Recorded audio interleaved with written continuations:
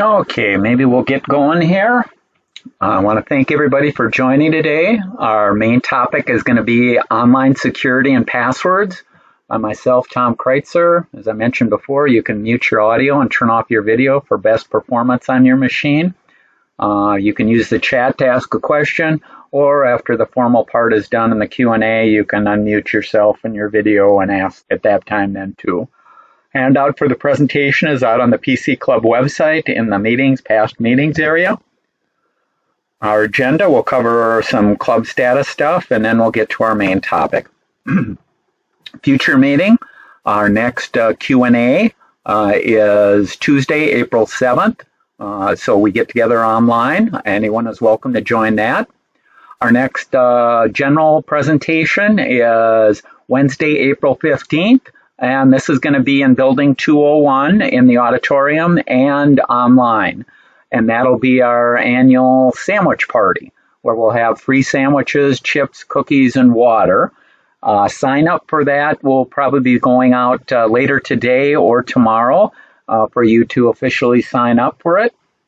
The topic will be artificial intelligence and update. A lot has changed in the year and a half or 2 years since we last talked about it. So we'll update a number of those things.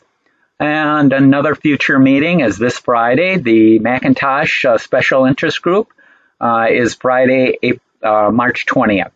And actually, the name probably should be changed. More of the topics seem to do with the iPhone than the Mac itself. But if you have an iPad, an iPhone, or a Mac, it's well worth attending. Our officers, Jim is our president. Linda is our vice president, and I'll have a special good announcement about Linda on the next slide here. Paul is our membership secretary. Andrew is our treasurer. Chuck is our recording secretary, and Mike leads the MacSig. Paula is a director at large, and I'm Tom Kreuzer. I'm a director at large. The good news for Linda, well deserved. She's retiring March 31st of this year, after 44 years with 3M and Solventum. So congratulations. Linda's excited to spend more time with the family, explore new destinations, and give back through volunteer work. And we love that she volunteers and works with the PC Club in a number of different positions there. The PC Club, and we want her to continue there. The PC Club wishes her the very best in retirement there. She'll continue to work with the 3M PC Club. Members old and new, you can pay your dues to Paul, and Paul sends out an email when you expire, when your membership expires there, not when you're dying there. Suggestions for topics, you can email an idea, talk to a board member, or if you want to volunteer to present on any hardware or software, might be something you use at work or at home or a hobby. And if you don't want to present, we do have a monthly newsletter, and you can write a short, meaning a couple of sentences, to a long article if you want. Website, we do put the past meeting recordings and handouts are out on the site. We have a deal section. The eBytes newsletter is out there. This is a link, but we also send the link in all the emails. Okay, let's get to our main topic. This is kind of apropos here. You know, I always got to start out with a joke or something like that. So this is the passwords are like underwear. So you should be changing them often. You don't want to share them with your friends. The longer the better. And be mysterious. And lastly, don't leave yours lying around. So these are all good words of encouragement for passwords there. Okay, security. Security must be a combination of safe computing practices and security products. So it's a combination of the two. You can't have one without the other. You need both the software and you have to have good practices that you employ. No product can or ever will provide complete security for you. You need to be careful and aware. If you're not part of the solution, you are the problem, and hackers will break into your accounts. you should be using, and I could put a must in front of there, you should be using passkeys and replacing your passwords. Passkeys have been around now for like 3 or 4 years. You should be starting to replace them. The average person has 100 accounts and passwords to manage. And we'll talk about the troubles and how password managers can help you out with all that. But I frequently get people saying, I don't have 100 accounts. And I start saying, okay, let's start listing. Gee, do you have a Wi-Fi in your house? Oh, there's one. Do you have an iPad? Maybe you have a pin on that. Maybe you have dozens and dozens and dozens of connections. It isn't just your email. It isn't just your bank. It's literally, we've all got lots of apps. We've all got lots of services. We've signed up for a lot of free things. And so all these things add up.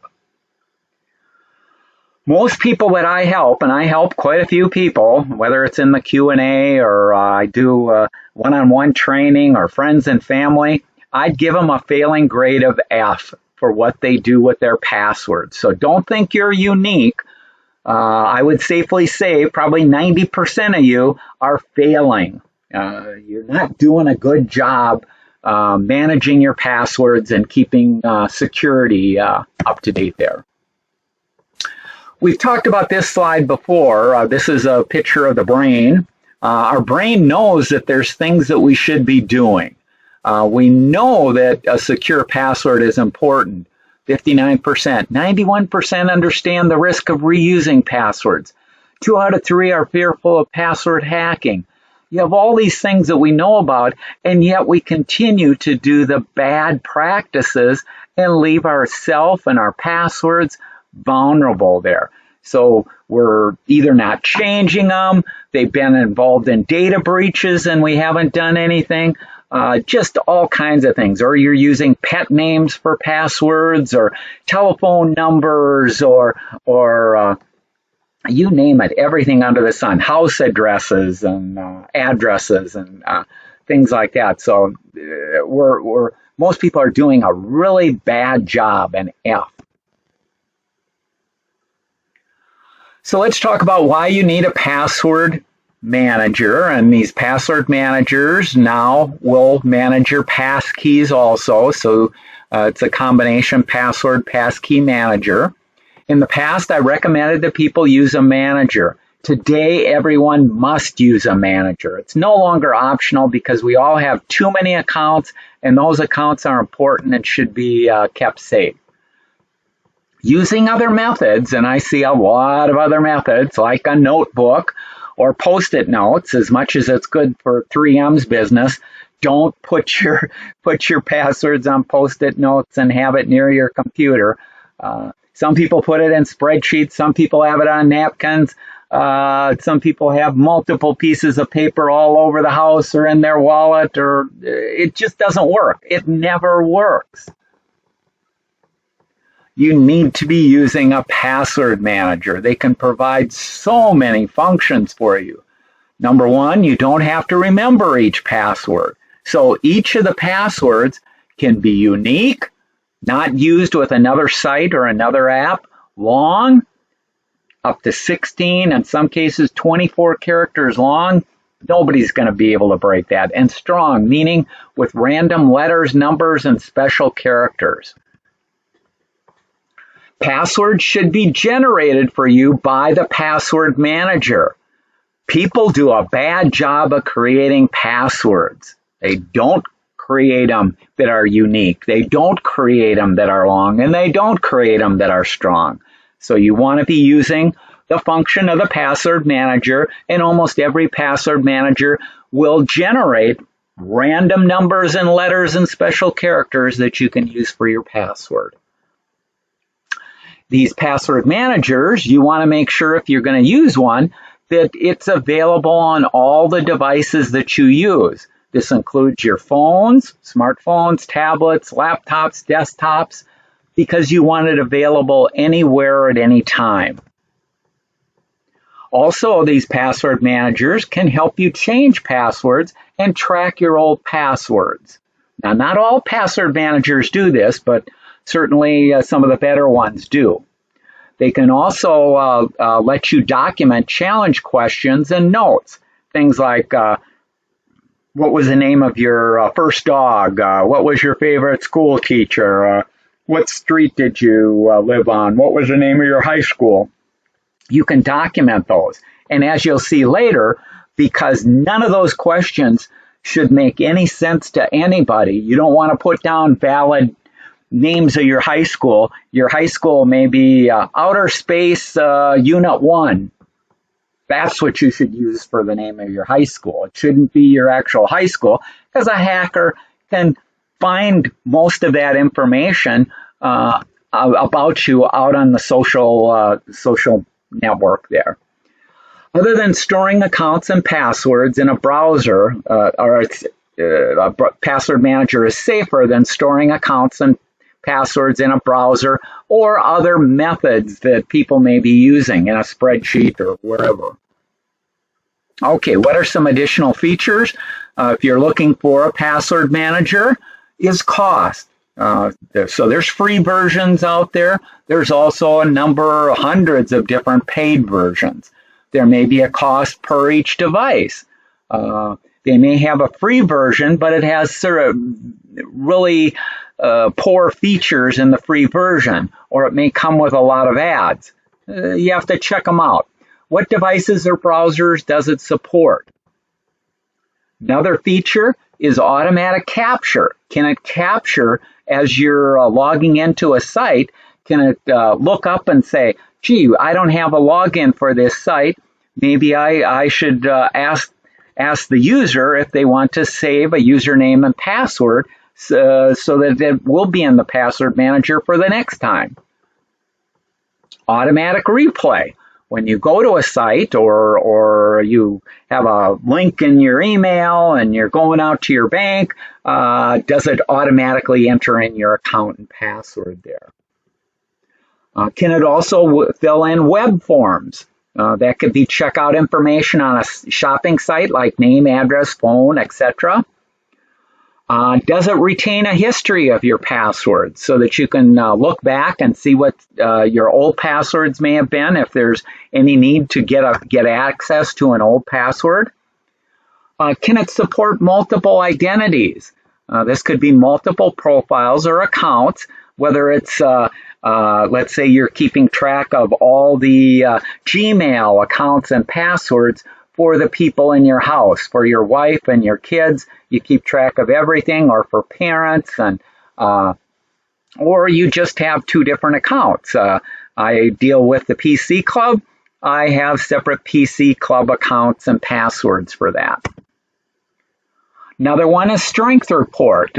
So some of them will tell you how strong your password is. It'll also check and see whether your password has been involved in a data breach. So it can do some kind of reporting there. Can it do two-factor authentication, biometrics, SMS-based, Google Authenticator, or something else to protect you? Application passwords. Some password managers don't interface well with the apps that you may have on your smartphone or tablets. So you want to make sure if that's important to you, that it's a feature in there. Importing your passwords. So you can import passwords that you stored in a browser or a competitor software. And the reverse of that is saving your passwords that you have entered. Can the software export the data so that you can use it as backup? Or let's say a year from now, or you want to use a different password manager, can you get your information out and load it into another package there? Does it support secure sharing? Sharing of password, messages, or documents with others. Digital legacy. Can you grant access to an inheritor? So we all are going to die at some time, whether it's from old age or getting hit by a bus. You should plan for that. You don't want a wife or family or something like that not knowing how to get into your accounts and where they're located and things like that. Does it have secure online file storage where you can save and share files and documents, things like wills, passports, or other confidential information? Okay, so those are some of the features, and there are other features also. The package that I recommend is Bitwarden. I recommend the free version of Bitwarden, so you don't have to pay anything. So, and you can get all the different pieces of software and apps out on bitwarden.com. You can store an unlimited number of passwords, and you can sync them across all of your devices in the free version. Bitwarden offers native apps for Windows, Mac OS, Linux, Android, and iOS. So basically everything under the sun you can use it on. Bitwarden's browser extensions, because these are additions to the browser to automate that filling in of fields and identifying sites that you're going out to. It supports Chrome, Edge, Firefox, Opera, and Safari, and others. It supports passkeys.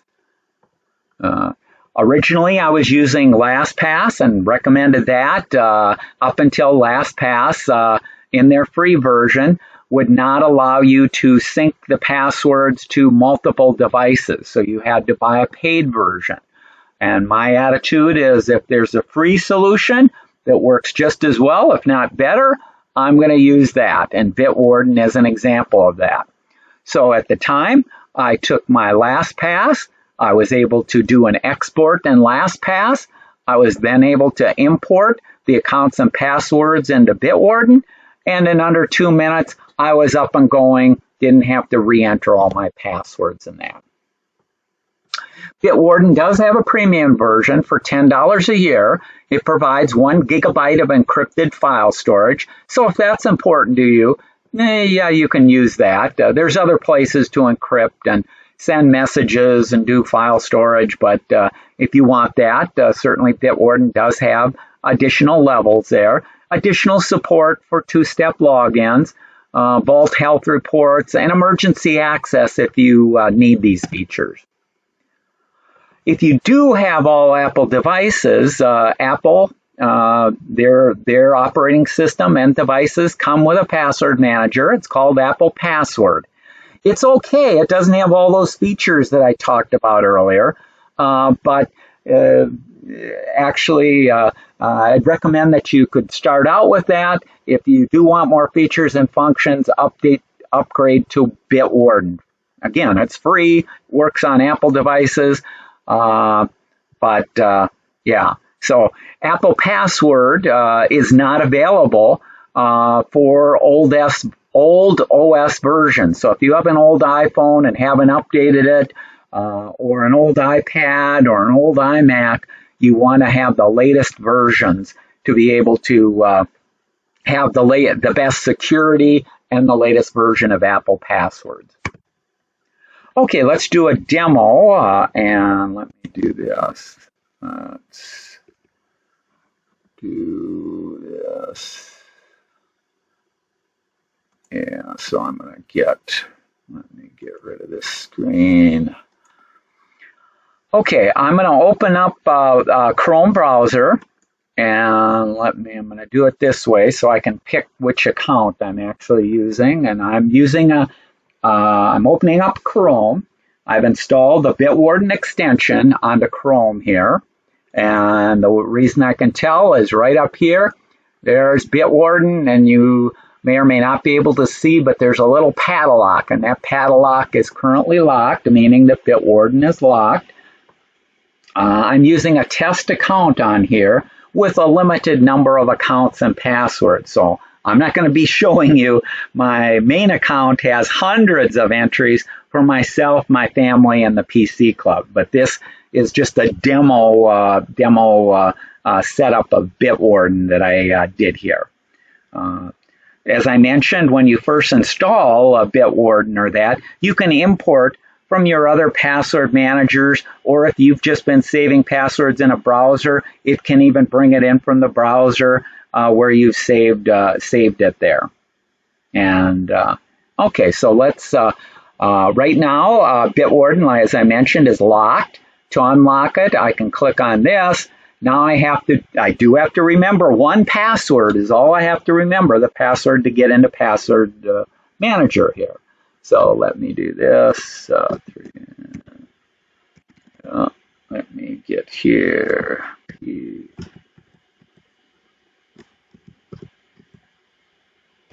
Let's see if I got this, and let's see if we can get it unlocked. And here it is unlocked.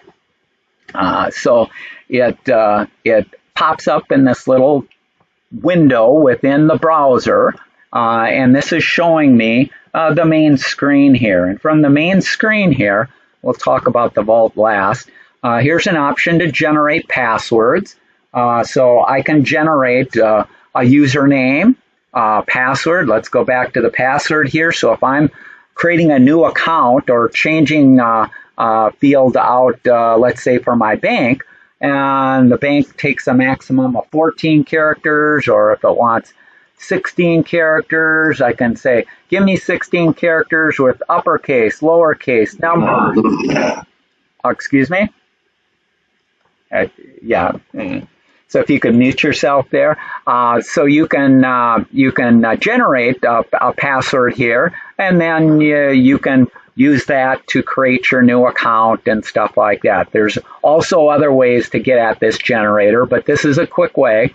And this is the random numbers here. Now, if you do want to use passphrases, you can use passphrases. And that just means words, and whether you use capitalized or include numbers, it can generate. And also, if the site lets you create a unique username, many sites want you to use your email address, but if you don't have to use your email address, generate a completely random username to be used there.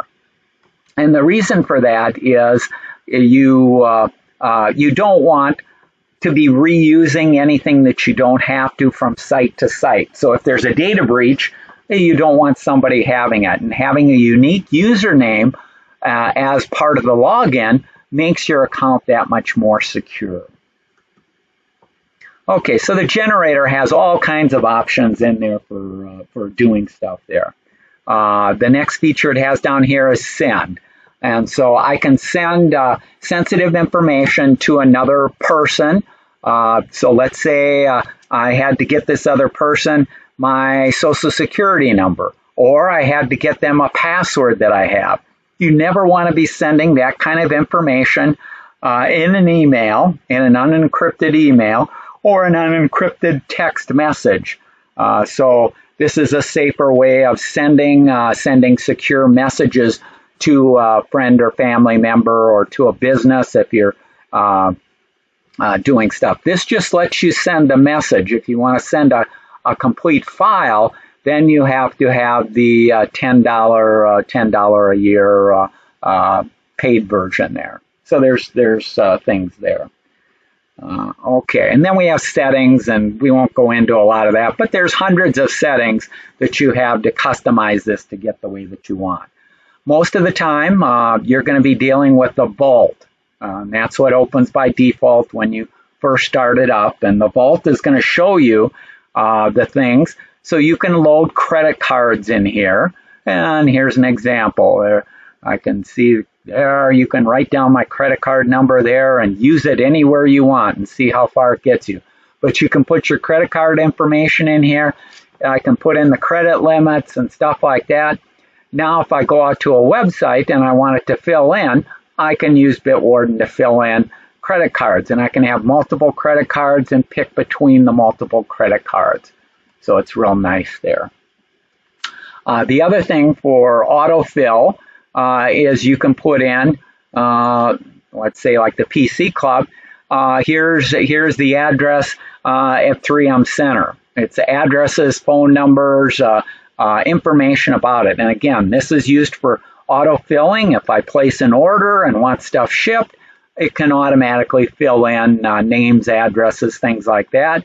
I can have multiple identities, so I have a different one for my home. I can put in things like Social Security. I can put in all kinds of information there. So it's lets you set up these identities. The other thing that's included in here is the logins. And the logins, so you have the identities, the credit cards, and then you have the logins that can be done.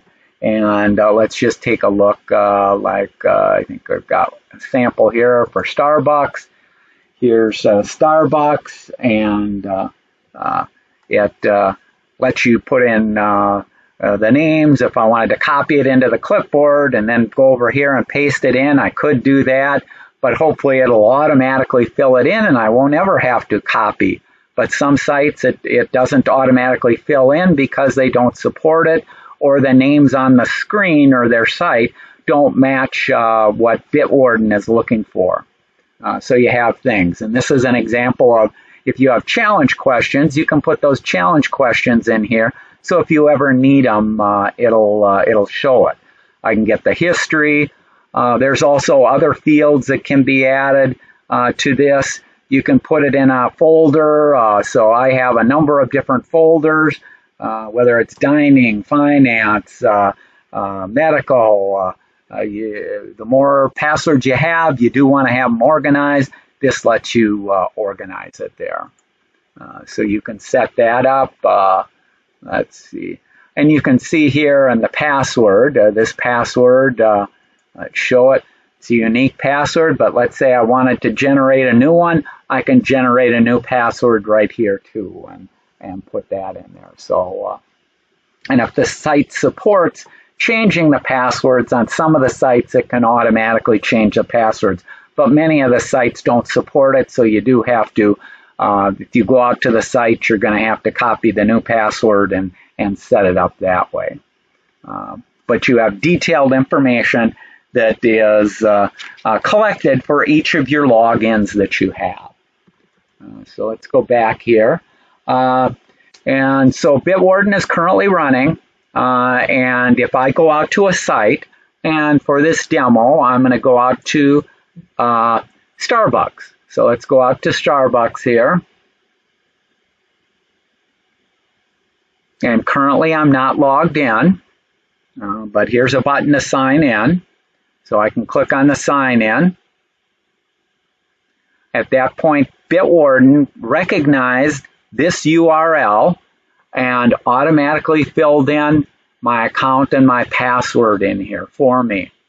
And this is important because if I had gotten an email that wasn't from the real Starbucks, but was somebody trying to steal my account and password, and it took me out to another site, it wouldn't be filling it in. So this is, again, another level of security that the autofill will only work on the valid sites that you've told it are valid there. So let's sign in here.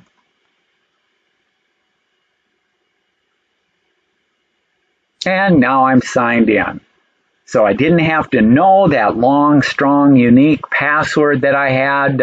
I don't have to know anything about Starbucks to use a very secure password and account to get in there. Bitwarden's doing all the heavy lifting.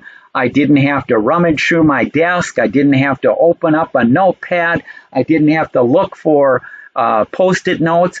Or like most people, you go out to the site and they go, I don't remember what the password is.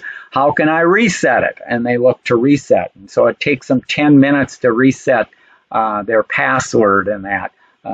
So password manager is critical. You do have to have something that works there. And again, this works on all the different devices. I'm showing it on a laptop and Windows here.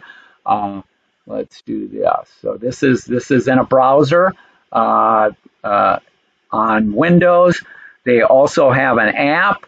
Here's a Bitwarden app. I can pop that up, and I can unlock it with biometrics in this case. Don't even have to put in a password for it. See, it recognized me and with facial recognition and logged me in. Access to the same information. And I can see that same information, and I can get it from any device, anywhere, at any time. So it's a great thing to be able to do there. Let's see. Let's go back to our presentation.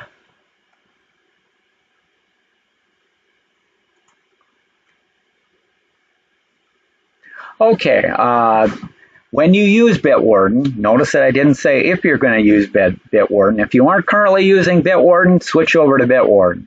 My recommendations for the changes in the settings of Bitwarden is to change the security timeout. So you want it to automatically lock, and I'm using 30 minutes to lock on this laptop here. You can set it for less, you can set it for more, you can set it to never, but I don't recommend never. Then there's another option to unlock with biometrics. So if your device supports facial recognition, fingerprint, gestures, whether it's a phone, a tablet, a laptop, a desktop, you can tell it to use that if possible. So that's another way to make it easy to get in and yet secure, so that if somebody else got the device or stole the device, they wouldn't be able to get in. Another setting is to autofill on the page load, and that you saw that when I went out to the Starbucks site, it automatically put in the account and the password. I could have manually opened up Bitwarden and copied it and pasted it, but I want things as easy as possible. Another option is to autofill to clear the clipboard. So if you are copying passwords and accounts into the clipboard, it's not a good idea to leave them in the clipboard.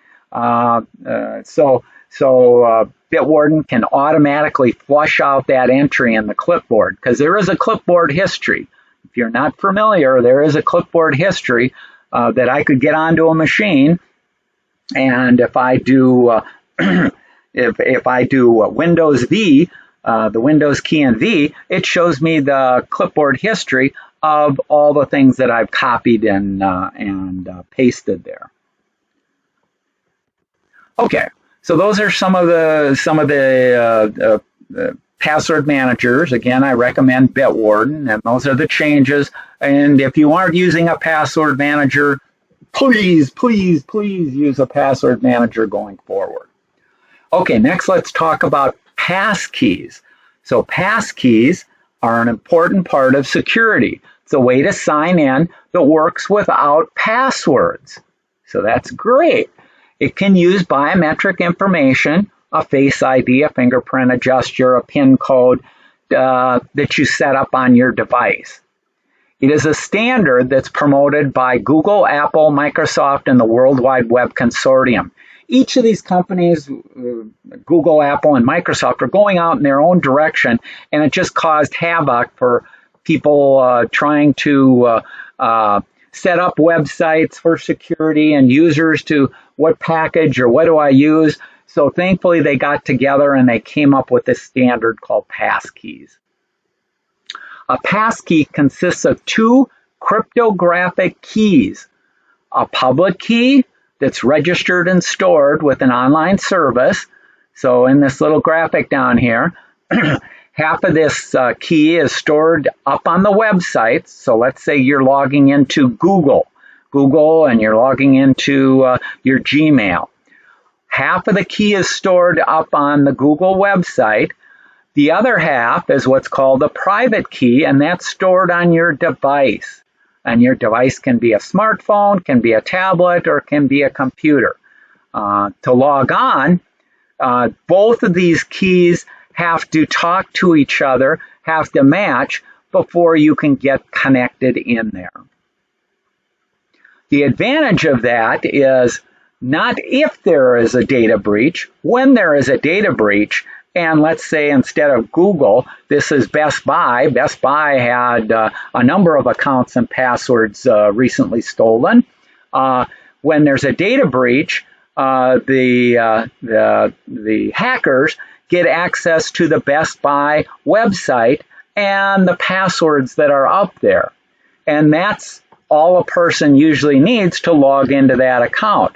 Well, for passkeys, if they get access to this side of the passkeys, they can't get into the account because the other half is on a personal device and they don't have access to the personal device. So passkeys stay safe after a data breach, whereas passwords are usually hacked and available, and bad people can use them for bad purposes. Also, because the private key is tied to a specific website, so when I sign up for passkeys, it's connected to a website or a service here. That means that if a pisher or a hacker tries to scam my account and get information, my account and password, and they send me to a phony site, the passkey won't work either, because they don't have access to the two parts here. They need access to the two parts to get in, let's say, to your bank account or into Google or into any valid deal. Okay, let's take a look at a quick video. This is a 1-minute video that was produced by Google. It explains a few things. Since the beginning, passwords have always been a protective gateway to the things we cherish and our online account security. But they're frustrating to create, hard to remember, and are easily hacked. In pursuit of a safe and secure passwordless future, Google, alongside the FIDO Alliance, is rolling out passkeys to simplify signing across the web. Passkeys offer the strongest security with the convenience of unlocking your device. So signing in is as easy as glancing at your phone or scanning your fingerprint. And because they use cutting-edge cryptography to create a key that is unique between you and a specific app or website, they can't be stolen or phished by hackers the way that passwords can. Google is committed to making the internet safe for everyone, and passkeys are the simplest and most secure way to sign in across all of your devices and platforms.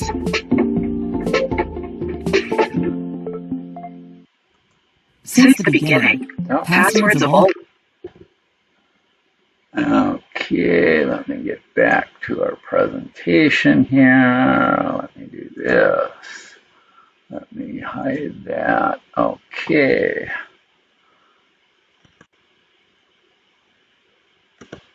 Okay, let me... Oh, why isn't that? Oh, let me do this. Hey, Tom, a quick question on that. Yep. Is the passkey tied to only one device? Can you do it from like two different phones or a phone and a tablet? Yeah, I'll cover it just in this next slide, explaining it a little more here. Okay? If I don't get it, I'll answer it after, but this should clear up a few things there. Okay? So passkeys can help you get around the issue of having to synchronize passwords between your devices. So if you have multiple devices in that, let's see. Say you normally log into your Google account using a smartphone, but you want to log in using a laptop, or even you're on vacation and you're at the office center and the hotel that you're staying at. You can use a passkey to get in if you have a smartphone or you're using a package like Bitwarden to manage your passkeys. You can get in that way. And the way that you get in is, let's go down here. Even if the passkey isn't synchronized to any other the laptop, so you're in the office center there. Well, obviously your passkeys aren't on that office center. There's a way to use your smartphone to talk through Bluetooth to approve that laptop to get in. So there's mechanisms built into this whole security, handshaking, and that to get you there. What's even better is the passkey isn't transferred between the smartphone and any other laptop or that, but after confirming the login, the user instead gets the opportunity to create a new passkey for that laptop if they want a more permanent way to get in and not have to use the phone to authenticate next time. The advantage of this is no biometric information leaves your device to go to another device. Instead, it stays unlocked with the passkey on the device that it was created. It does require new or updated versions of all the operating systems along with current versions of the browsers that are out there. So passkeys, because they are built into the operating systems and built into the browsers, you do have to keep them up to date there. So passkeys, we're a long way from the death of passwords. So even when you create a passkey, you're not totally getting rid of your passwords. It's just that you don't have to use your password to get into a site like your bank or things like that, or Google. Bitwarden and Apple Passwords support passkeys and the syncing between devices. So that you don't have to create a separate passkey on, let's say you have 3 devices or 7 devices. You don't have to create 7 different passkeys. You can use one passkey, or if you want, you can create 7. It's up to you what you want, but the passkeys can be shared or synced between devices. Let's do a little demo. Let me go here. Let's go back here. Let me hide this Zoom. Let me get back here. So let's go here. So for this demo, I'm going to go out to Google, my Google Mail. This is the Google Mail for the PC Club account. So this is currently it's logged in to the PC Club account. And what I can do here is I can go up to this account, and what I'm going to do is I'm going to sign out of this account. So I've signed out of this account. I'm no longer signed in, but let's say we want to sign in again, and I'll show you how the passkey works now. So this is what would happen if I go to a new device or I want to log in, and I'm logging into, in this case, Google, and I have a passkey set up there. And it's going to say, let's verify that it's you. So Google is saying, let's verify that it's you. And it's saying, to help keep your account secure, please sign in. So let's click the next here. And you can see this is where the operating system and browser talk to each other, and Google, who I'm trying to log into, talked to it and said, hey, in the past you created a passkey. Do you want to use that passkey? And I can say, you betcha I want to use this passkey to get into my Google account. So I click it. It verifies. It says, you're the person who owns that account. Didn't have to put in a password. No chance that a hacker can steal a password. None of that was taking place. So if somebody was monitoring the line, there was no information going back that they'd have anything to do with. So that's the ease. I didn't even have to do a 2-factor login, like getting an email or getting a telephone code, verification code, or anything like that. It's a much safer and a much, much more secure way of logging into your accounts. And it's available on almost all banking sites, on all email systems, and other companies are starting to adopt it, although you won't see it everywhere. If you go out to eBay, it's out there. If you go out to Amazon, it's available. You can set up passkeys for any of these. So I highly recommend that people start creating passkeys and start using the passkeys to replace what you have.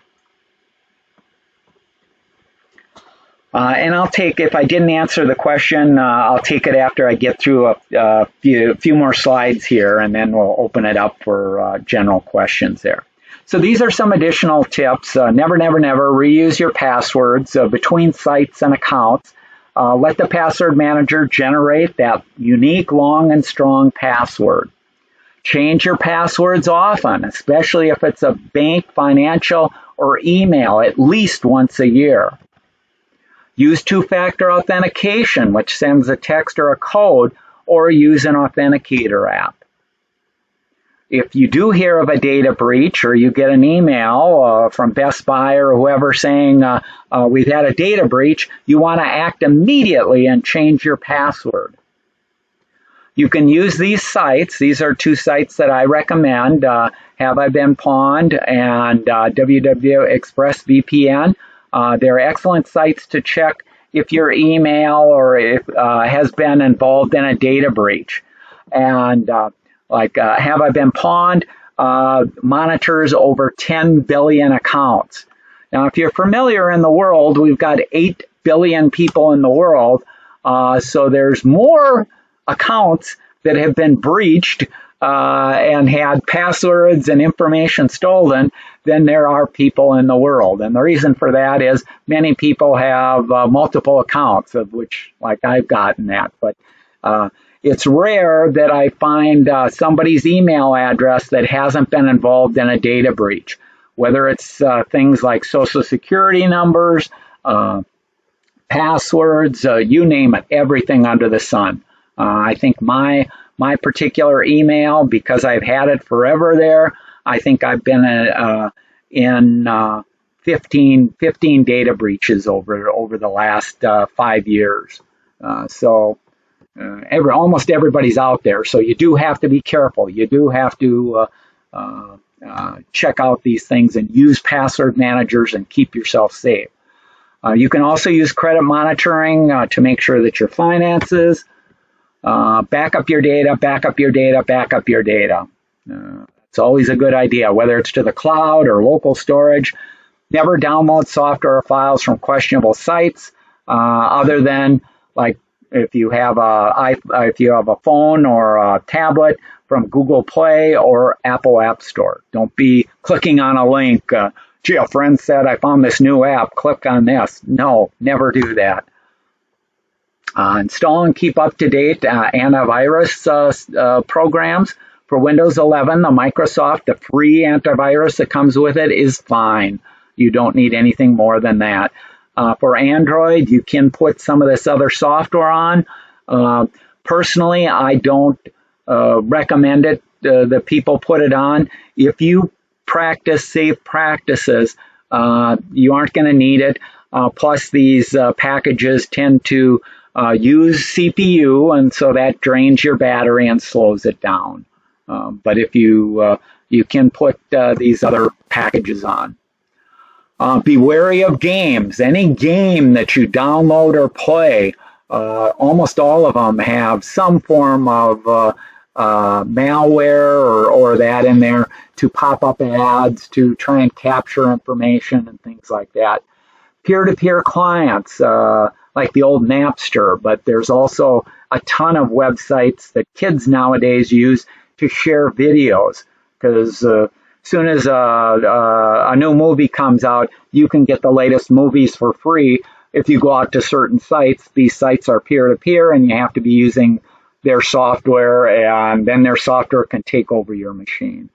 And also, I see people get infected who are searching for free versions of, let's say, Microsoft Word, and you'll find a ton of entries out there, but probably 99% of them are viruses there. Phishing tries to get you to provide confidential information, and these phony websites or lookalike websites, it's estimated that 1.4 million websites are created every month, and their sole purpose is to trick you and try and get credit card or private information.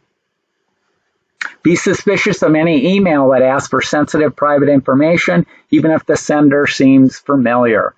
Call a number from another source, whether you have an old bill or you have them set up in your contacts on your phone. Call your bank or check on that. I mentioned before, password managers will only autofill on authorized URLs and sites and not on fake sites. If you use a public PC, log off it when you're done and close the browser completely. For account challenges, I mentioned, never answer with your true answer. So if it asks you for your birthday, put 1/1 of 1900. Your favorite sport, put Dodge. Favorite teacher, put in watermelon. You want to use something that somebody could never guess or find anywhere else. Just a reminder, when you friend or like somebody on Facebook, you're giving them permission to see your personal information and messages. So be careful what you put out there. Put out false information or hide your personal information. You can add an entry in Bitwarden, so if you forget your password, you can look up the password to Bitwarden. And if you use biometrics on your phone, so I can go out to my phone, and let's say I forgot my Bitwarden password, which I'm never going to do, but if I did, I could log into my phone, use my face or fingerprint, get in, and I could see what I had set my Bitwarden to. Also, Bitwarden or any password manager, you should be storing everything out there. And that includes things like your home wireless security and information to have it all in one place. And if you enable the Apple iCloud keychain, it can encrypt the data and sync the passwords between all of your Apple devices. But again, I'd really prefer that people use Bitwarden. It has more features and functions, but if you don't want to use Bitwarden and you have all Apple devices, then passwords is the next best thing there. Excuse me. Here are some links. These are links to PC Magazine and CNET on the best password managers and how to safeguard your logins. These are trusted sites and services there. And I got a kick out of this little graphic down here. We have Kermit, who got a telephone call, and the hacker says, "I have all your passwords." And Kermit says, "Oh my God, thank you. What are they?" So he has that. Finally here, what are your next steps to save yourself? Very, very simple. Very, very simple. Number one, use a password manager. Number two, use passkeys. That's as simple as it can be. Okay, let's close this, and what I'll do is, let me see here. We'll take a look. Let me turn on my video. Let me go out to the chat. Okay. Okay, the chat says, oh,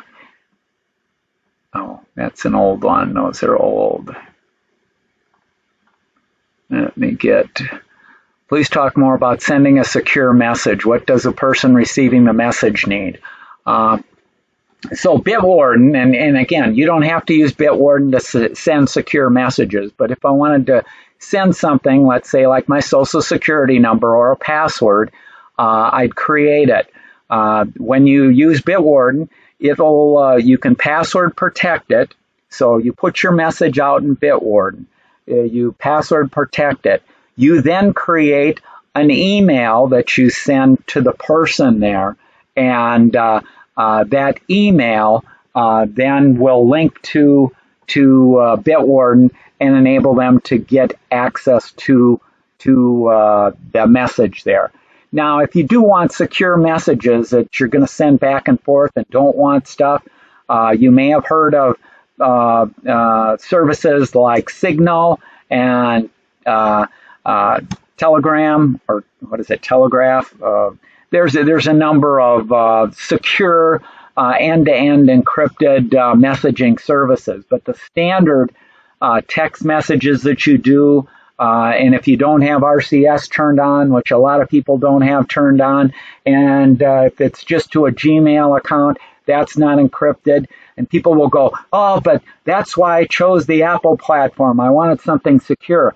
The Apple platform is secure if everybody that you're communicating with is on the Apple platform. But if you're sending stuff from an Apple platform to a Gmail account, it's not secure. If you're sending same thing as you're sending a message from somebody who has an iPhone to somebody that doesn't have an iPhone, and you're not using RCS or some of these other encrypted services, it's open.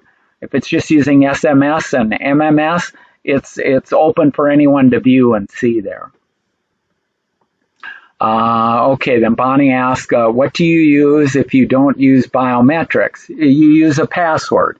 So the password is what you use to get in to Bitwarden there. And so that's one that you want. That's the only password that you should have to remember there. Do you have information on comments on the strength of biometrics? Biometrics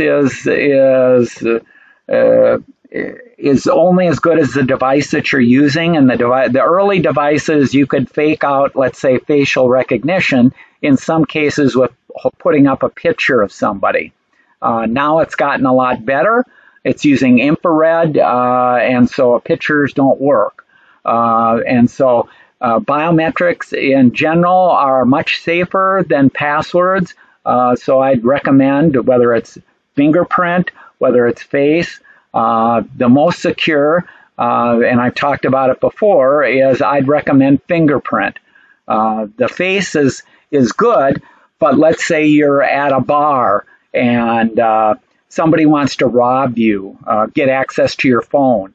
Well, if you have facial recognition turned on in your phone, all they have to do is they'll steal your phone, hold it right in front of your face, it'll be unlocked. So that's, you have to think of these different situations there. Bonnie asks, master password setup recommendation regarding number of characters, just a long phrase from a book. Yeah, in general, I don't recommend random numbers and letters for your Bitwarden password, because that would be hard to remember. And the last thing you want to do is write it down and put it in a wallet or have it somewhere else. So you want a long phrase, and it should contain numbers and letters in upper and lower case.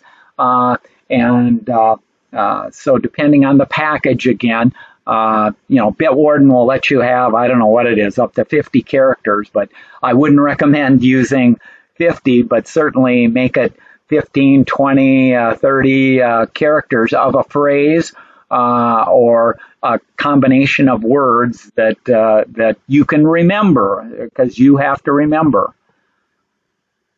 Bonnie, actual step-by-step to set up a passkey, where found?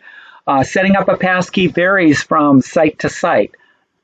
In most sites, what you do is you go into your account, and in the account, there's usually your address and stuff like that, but there's a section for security.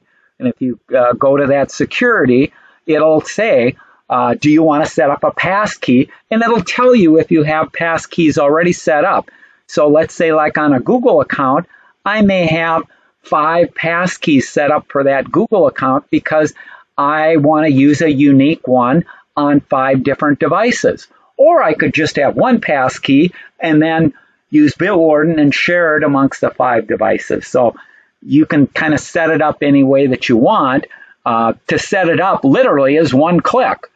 It's going to be 1 click, and that creates a passkey up on the site or the service that you're going to. Then it sends a message to whatever device you're on to create a passkey. That passkey, if you have a password manager, it'll say, do you want to store it in the password manager, or do you just want to store it on the computer itself or on the device itself? So you have options. For more detail or things like that, you can, I just recommend trying it, because there's no harm in trying it. Bonnie says, where is RCS turned on? It depends on the phone that you have. If you have an Android phone, if you go into your messages, if you're communicating with somebody, by default, it'll try and communicate by RCS. RCS requires that your machine support it, your device support it, and the other person's device supports it. If they don't have it turned on, or have an old version that doesn't support it, then the messages are sent non-secure. Also, RCS in this particular case requires that both people be connected and active at the time. that the device be turned on and active. They don't have to be on the phone itself, but if they turn off the phone, let's say, then you can't have an RCS connection if their phone is turned off, because it's point to point, and it's sending encrypted messages. And the way the old system or the default system works is what's called SMS or MMS. SMS will put this message. Let's say I want to say, "Hi, how are you?" And the person doesn't have their phone on. It goes to another server and is stored out there. Well, that's a security problem. Who has access to that security? So there's all kinds of issues there. So I don't recommend for security sending stuff. Now, if I'm sending a picture of something or a text message saying, "How are you?" then I don't care there. Okay, Bob asks, how do I back up my passwords in Bitwarden? Bitwarden lets you, let me go here, let me do this.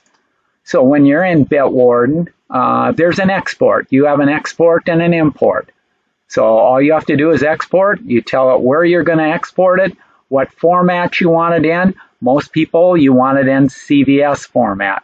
CVS format is a common format. If you wanted to, you could bring it into a spreadsheet and it would go into the rows and columns and everything okay. But so you can export it in these different formats, and you can then import it into other packages. But I do recommend backing it up. And how you back it up, you don't want to keep, once you export it, you don't want to keep that file around on your computer because that contains all of your passwords to everything. So that's the most critical file, and you might want to put it on a flash drive, or you might want to put it up on the cloud in a more secure cloud service or stuff like that. Okay. Okay, and then Bob also asked, so what is the authenticator key in Bitwarden? Bitwarden supports authenticator keys. It doesn't generate authenticator keys. So some sites will let you use an authenticator. So like Google has an authenticator, Apple has an authenticator. That was before passkeys came out. So I don't recommend authenticators anymore because passkeys are more secure than dealing with authenticators. But you can still use authenticators with Bitwarden. It just doesn't do the authentication itself. There, it interfaces with the authenticator that you have. Okay. So I had another question about. Where do I find the extension for Safari when I'm using Bitwarden? Because I'm using Bitwarden, so, but there's some things I have never learned how to do. Yeah, if you go out to any browser, go out to the Bitwarden website, and when you're on the Bitwarden website, so if you were on your iMac or your iPhone, go out to the Bitwarden website. It'll have the downloads or the installs there. So it can put the extension for the browser that you're currently in. So if you're using Chrome or you're using stuff like that, it's all set up to download it and add it to the browser that you're in. Okay. One more question. Sure. You can, I mean, you always can go into the browser itself, and I don't recall exactly on Safari, but within the settings, there's an entry or that for add extensions, and you can go through that process and search for Bitwarden and get it added that way. But that's a little longer path there than going directly to Bitwarden there. Okay. My new question is, I'm in my household, I'm the only one using Bitwarden. But if I wanted to add a second person to, I don't know if it's better to have, if the second person has their own Bitwarden account, or if we add that person to my Bitwarden account. What do you think? You've asked an excellent question, and there isn't a right or wrong answer. There's advantages to each of the things that you say.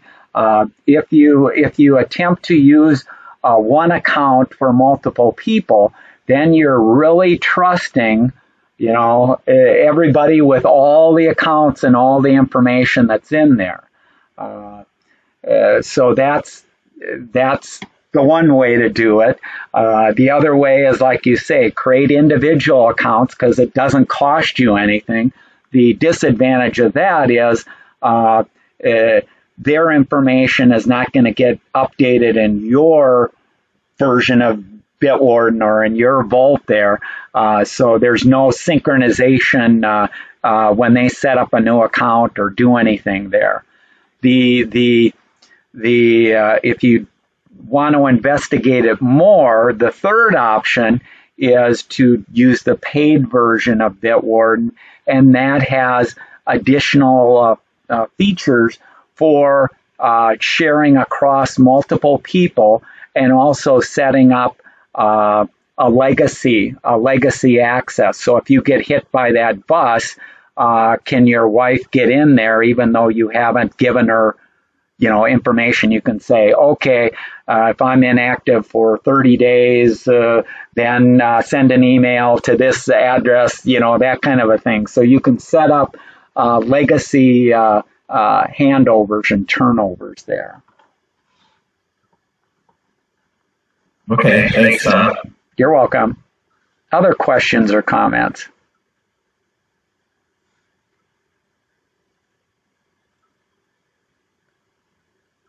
And you don't have to, so let's, I have, what I'm showing here is the Bitwarden piece of software running on the computer. Well, that's separate from the extension in Chrome there.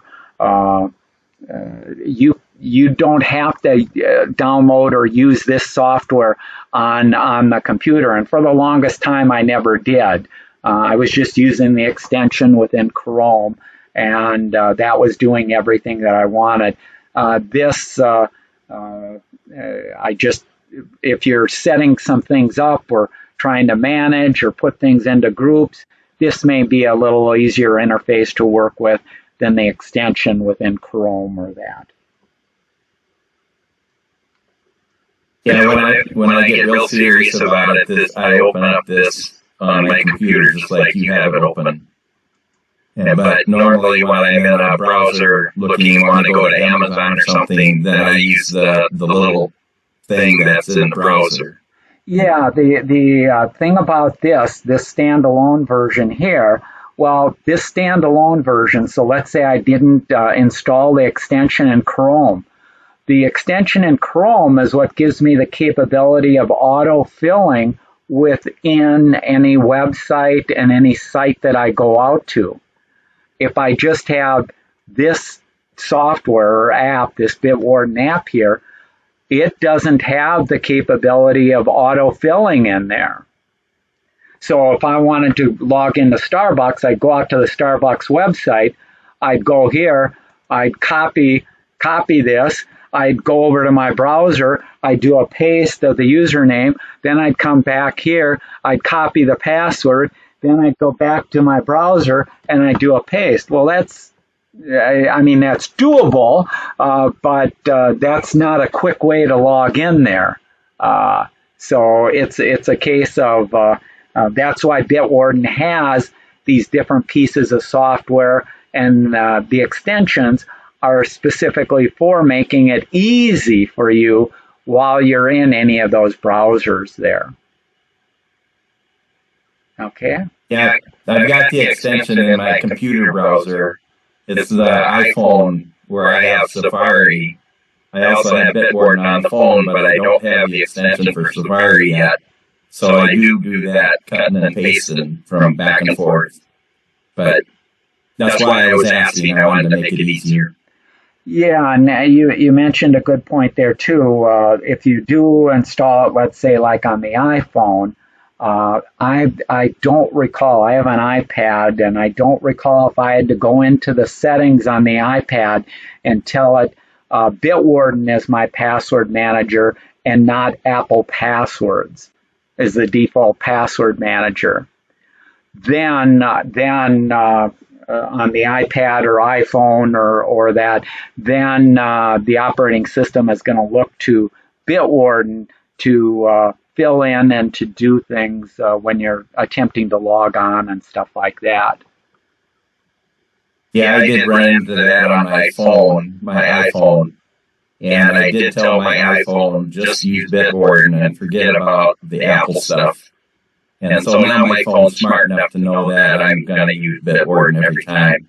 Yeah, because otherwise people will leave some of that stuff on, and then what happens is, let's say you go out to a site and you log on, and if you haven't turned off the Google Password Manager that's built into Chrome, it'll prompt to save that, and it's saving it within the browser, the Chrome browser. It's not saving it in Bitwarden. You want Bitwarden to be your password manager, and where it saves and prompts and autofills stuff in from. Yep. Okay. Any other questions or comments?